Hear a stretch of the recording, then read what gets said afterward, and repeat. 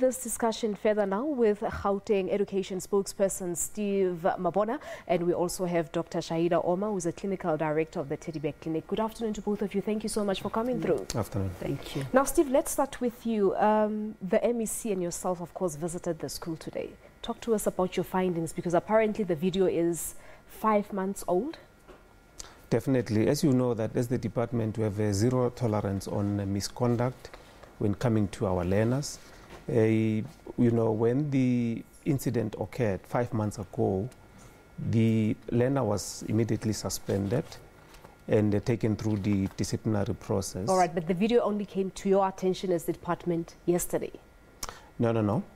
The video was circulated from yesterday, you know, in public space, but it's some material that has been there in the school environment, as what we are informed by the school. So we don't know what the intention of those that might have you know, distributed the material, because action has been taken and already.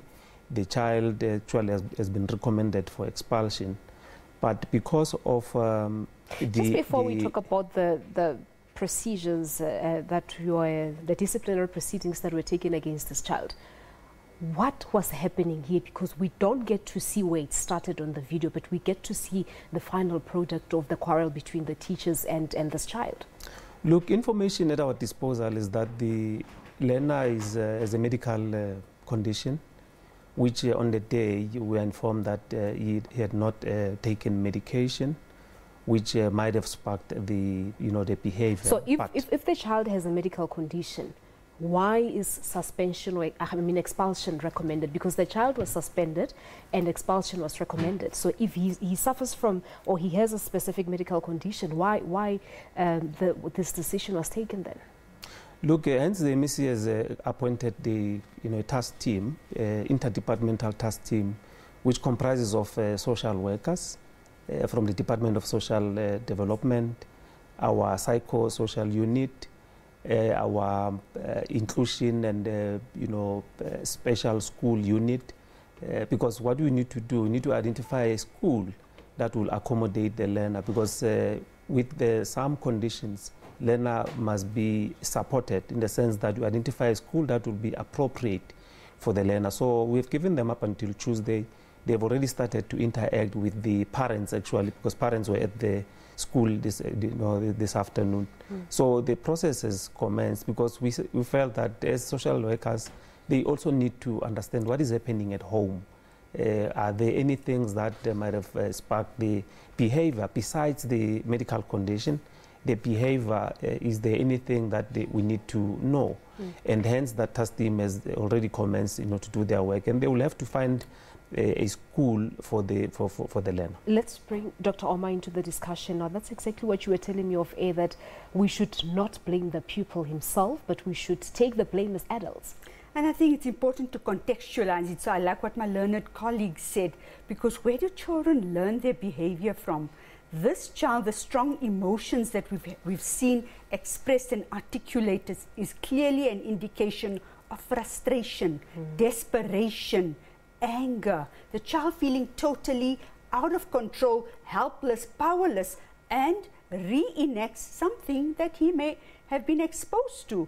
And I think that is what we need to look at. Look at the bigger picture.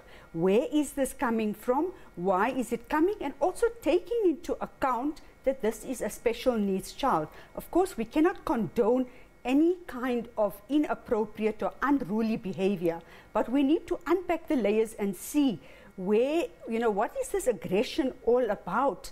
This inappropriate behavior, this disruptive behavior. Because if we unpack those layers, we're going to see that this is a desperate child and resorting to desperate measures. What were your first impressions when you saw this video? Were you surprised?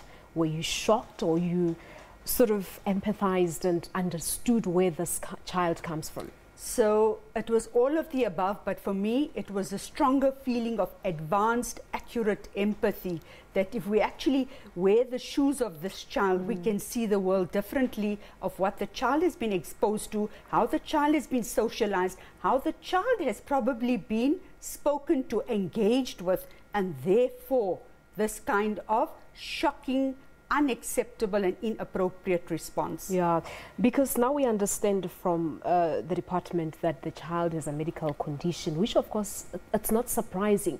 We grew up respecting and fearing teachers. But is that what children are being socialized with even at schools? As we speak, we know corporal punishment is abolished or banned. It's prohibited at school.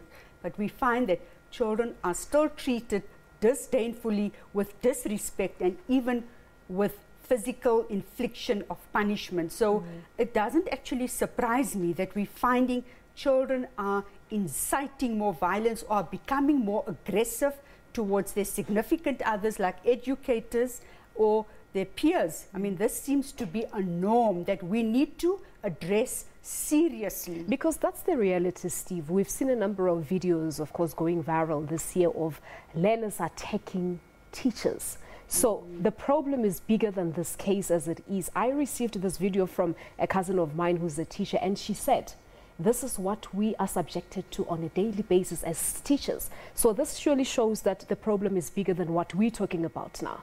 And that's what we will normally amplify as the department, to say, as parents, we need to take responsibility. Make sure that we support our children. Make sure that our children know when they go to school, what is it that they're going there to do.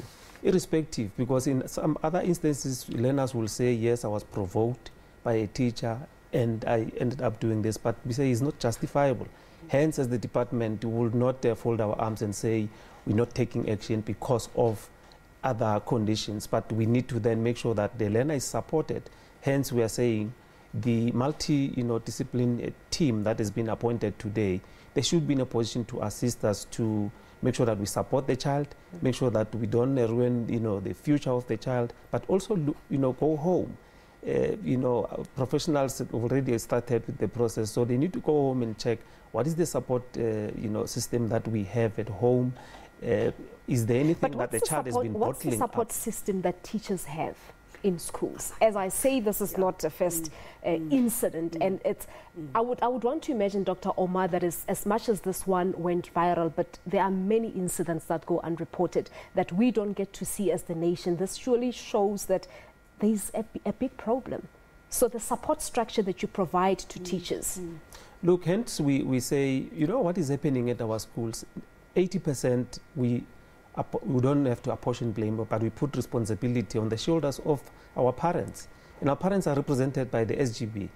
Hence, you will see that the ill discipline or the code of conduct is crafted by our parents, because they're the ones who will be saying, this is how we want our children, to interact. But when coming to support of the teachers, we have what we call EAP. We provide, necessary counseling where our educators are, done, bad with, and we make sure that we support them. There's necessary counseling that we provide. But as, Doctor has already indicated, we cannot promote or, condone corporal punishment, because that's outlawed.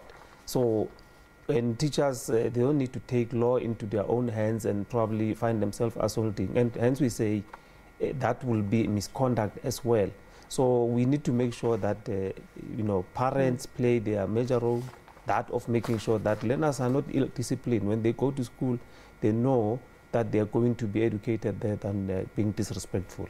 All right. And if I remember correctly, during our days, there used to be what they called stout schools. That's for your naughty, misbehaving children. Do you still have those? Look, pocket of those, but, segregation, it's the same as, imprisonment. So hence we are doing away with most of those schools. So you no longer have those schools? No, we don't have. Because what's going to happen in this case? Because you say the child has a medical condition, and of course we've seen his behavior. So you're looking for a school that can accommodate him. What kind of school are you looking into? Look, professionals will advise us, because we have included our inclusion and special school unit. Those are professionals who will be knowing that if a child behaves in this fashion, this is a school that will be appropriate. But what we said they need to go back and reassess, look at the academic record, because they are telling us this is quite a clever and a sharp in terms of your academic progress. It's a very sharp learner who does very well in class.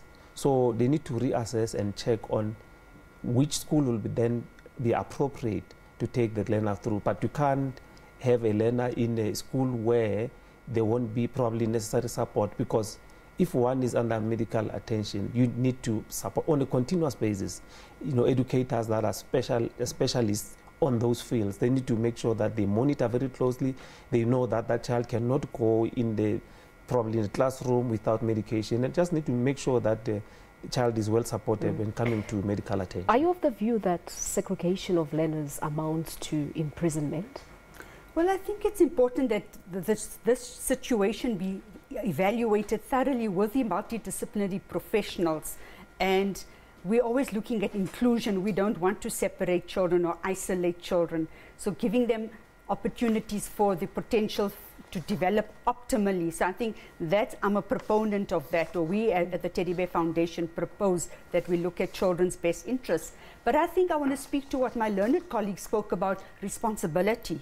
It's not just responsibility, it's co-responsibility. Co-responsibility where we include educators, we include the Department of Education in terms of all kinds of supportive interventions to enable, empower and equip educators, not only in terms of academic rollout, but also in terms of communication styles, approaches in how they communicate and relate to children. It is also the responsibility of primary caregivers and parents, and we need to have a collaborative effort in terms of positive discipline, positive parenting. So positive discipline should not only be rolled out at home, but also within the school structure.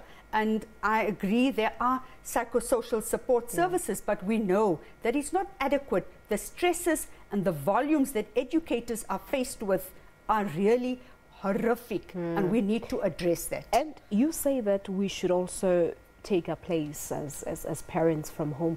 And the reality is you get children that are troublemakers at school, and they're the nicest, well-behaved kids at home. And as a result, parents are unable to pick up this bad behavior that their kids have. So how do we go around this? So again, I mean, I think it's about unmet emotional needs. The child we actually saw in that video clipping, that child is crying out for help. It's usually behind that bad child or mad child, there's usually a sad child. And I think it's again addressing those things, because what are the real issues here? What is the child not saying? The child is doing something, but what is it that the child is not saying? And that is what we need to identify, address, and work with. But we also need to add that sometimes parents, we are on a defensive mode. Because when school call us to say, come, there's a challenge here with your child, one will say, but no, my child is not rebellious, my child is not behaved, and we're not even going, attending to those meetings. So as parents, when you're talking about responsibility, when you are called to come at school, you need to go there and attend meetings and understand what is the problem, not to be on a defensive mode to say, this cannot be my child. All right, time constraints. I wish we could talk for more, but we have to leave it at this. Thank you so much for coming through. Thank you. All right, many thanks there to Steve Mabona, the spokesperson to the Department of Education here in Gauteng. And we also had Dr. Shahida Omar. She is a clinical director at the Teddy Bear Clinic. You may have seen this video clip. Please talk to us about your take on it at SA_SABC. We're using the hashtag SABC News. Would love to hear from you. We're taking a quick ad break here on SA Today. There's still so much more to come. Don't go away.